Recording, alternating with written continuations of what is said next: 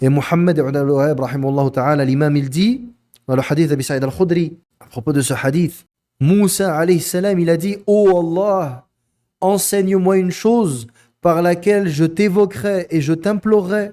Et Allah Azza wa Jalla dit, Ya Moussa, dis, La ilaha illallah.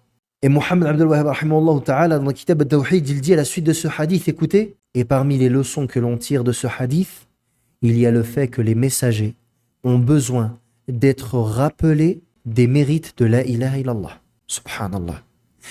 Il y a de ce hadith, lorsque Allah Azza wa Jal, il dit à Moussa, après que Moussa alayhi salam lui ait demandé, Ya Allah, enseigne-moi une chose par laquelle je t'évoque et par laquelle je t'implore.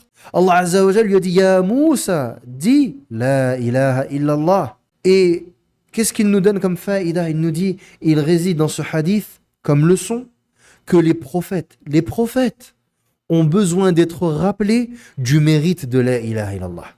فيجب علينا أن نهتم بهذا الأمر وأن نوليه اهتماما كبيرا فإذا سلم هذا الأمر فما بعده أخف وأسهل ويضمن سلامة ما بعده من الأعمال أما إذا كان هذا الأصل فاسدا فلا انتفاع ولا صلاح ولا قبول. Il dit, il est donc obligatoire que l'on prenne soin du tawhid et que on lui accorde une très grande importance. Et si la personne a sauvé son tawhid, alors ce qui viendra après cela sera plus simple et plus léger. Et en revanche, si ce fondement est corrompu, alors il n'y aura ni piété ni acceptation. Allahu al-musta'an.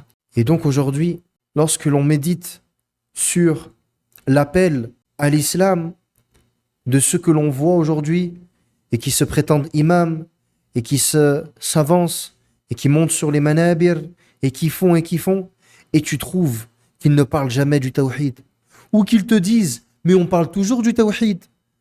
Il suffit de lire entre les lignes. Tout ce que l'on dit c'est du tawhid. Taïb.